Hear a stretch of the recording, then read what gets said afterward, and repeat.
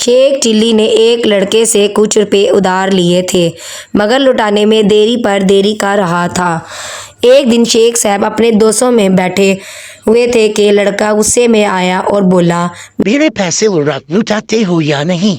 शेख साहब ने बड़े आराम से बैठे और बोला, कितने पैसे हैं तुम्हारे?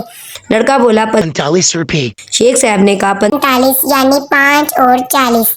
अच्छा, इनमें से 15 तो मैं हफ्ते भर में अदा कर ही दूंगा। 10 रुपए का अनाज तुम मेरे पास से ले जाना। 15 और 20, 15 और 10 ये हुए 25। बाकी कितने रहे? लड़के ने कहा, 20। शेख साहब बोले, 15 तो मैं अगले महीने की पहली तारीख को अदा करूंगा। 20 में से 15 गए, बाकी कितने रहे? लड़के ने जवाब दिया, 5।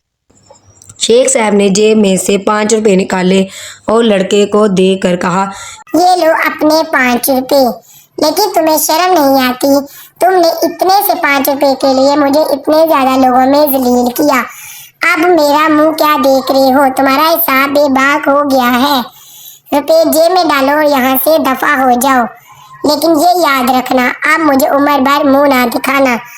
मैं तुम जैसे बेअदब लोगों से कोई वास्ता नहीं रखना चाहता। इस कहानी से हमें ये सबक मिलता है, बेवकूफ़ी से इंसान अपना ही नुकसान करता है।